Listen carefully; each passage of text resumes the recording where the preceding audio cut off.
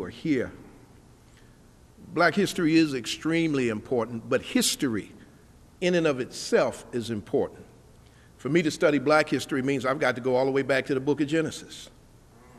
When God stepped down on his own bended knee and breathed into what he had just formed, the breath of life, I find myself. It is important that all of us understand. My undergrad degree is in African Studies because I think it's extremely important.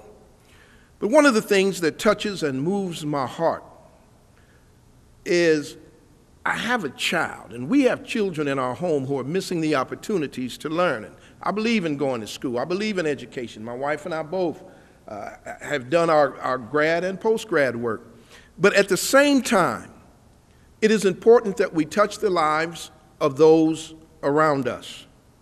My daughter, while preparing this week for an assignment at school, raised the question about a man whose name we ought to never forget. She said, "Daddy, who is this Willie Lynch guy?" And I contend that's a serious question. And I'm going to make this thing tie into where we are today, because some of us don't understand how that slave mentality still affects us today.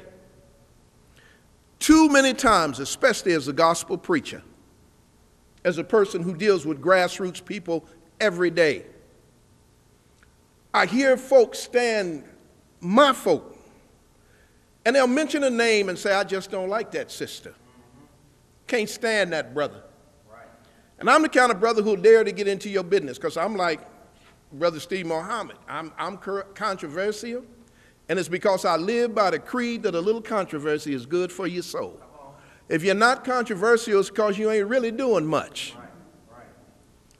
But I reminded her not only of where we got the term lynching, but I reminded her about the worst part of that whole scenario. When Mr. Lynch came over from the island to teach white folk in America how to keep the niggers in check, the thing that he used the greatest is the thing that's still with us today, and that's self-hatred. To walk by a conversation of 2 or 3 folk and to hear somebody say, "I can't stand her," just because we mentioned her name, don't like him. And I always get in their business and say, "Why?" I just need to know if it's somebody I need to stay away from. Why is it you don't like them?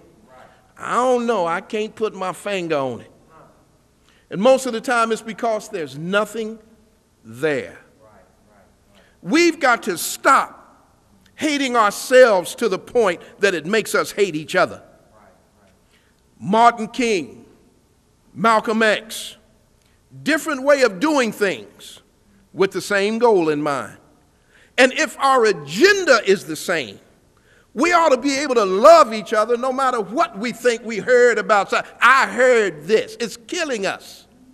Our history is important, because if those foot soldiers, everybody's not going to be recorded in the book. Can I say that? Everybody's not going to be recorded. I am a great Martin King philosopher. I believe in the study of his life, can tell you most about him. But I can also tell you there was a group called the Urban Foot Soldiers in places like Birmingham, Selma, Sumter, Brown County, and a lot of other places whose names didn't get recorded, but they walked. They sacrificed. They lost their lives on a bridge. They were hosed. They had dogs. Their names won't appear in any book. Let me tell you something. One of the things that we've got to begin to deal with when we talk about local historians is make sure we get it right. So often in our organizations today, and I only got 5 minutes and I'm going to do it quick. I trust you I won't be here long, because folk get tired when you get controversial. Everything's all right when we stroking egos, but I don't know how to do that. That's why I work with grassroots folk. They're not looking for their ego to be stroked. They're looking for a grocery store. They're looking for money to buy clothes. They're looking for money for medicine. So I don't worry about stroking egos. I worry about how we're going to solve problems. If we could get to the point where we could love each other enough to just plain get it right and remember the sacrifices of those who we cannot name. I'm grateful for all of those who came before me, but I will never forget the countless hundreds of thousands who sacrificed, who I will never, ever read about. A new day. And we've got to do it in a new way. Brothers and sisters, look at the condition our community's in. We're more educated. We're holding more positions. We got more elected officials than at any other point in our history. But our black communities are falling apart. We're falling apart at the core. I'm tired of playing. I'm tired of ego. There are too many people who came before me who gave of themselves that we might be able to hand out truth, to be serious. Too many of our leaders don't understand our history. Those folks weren't out there for accolades. They weren't out there for another medallion to hang around their neck. They weren't out there to have their names printed on another certificate. Most of us in this community have a tendency to only do the things that we can get something out of. It's not about me. It's about we. The old folks used to say, finally, as I'm finished, talk about me as much as you please. The more you talk, I'm going to stay on my knees, but let me tell you something. When I get finished praying, I'm going to stand on my feet, and I'm going to move in the direction that I'm led to move in. How important, Dr. Tway, is black history or the history of America? Because I contend America's history is black history. My brothers and my sisters, I don't want to go back. I look back to get better. I look back to learn. I look back to grow. I look back because I appreciate my people so much that it keeps me from letting them down, no matter what the naysayers may say. History may repeat itself, but it's time for us to stand up, to make a stand. And that part of history I want to repeat. I want to repeat the action that they had. I don't want to drive past brothers and sisters on street corners strung out on drugs because of the way they've been treated in this nation, and we point fingers and say, look at them, how pitiful. They need to go somewhere. Half of them don't have a home to go to. You can't tell them to go home.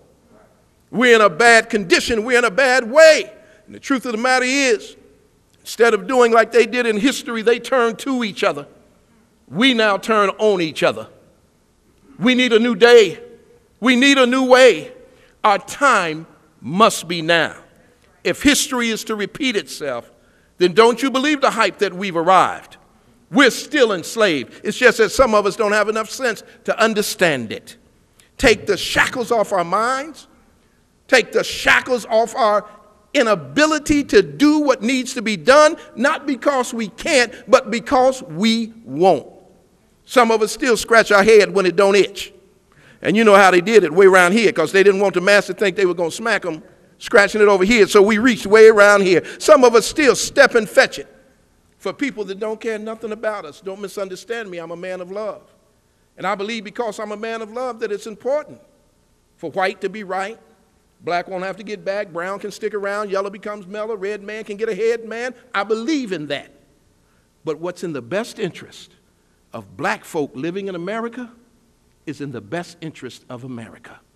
We have to stand up, because as we do better, don't you believe those in control are going to allow us to do better and they get left behind. What's in our best interest is in the best interest of this nation. I love you. God bless you.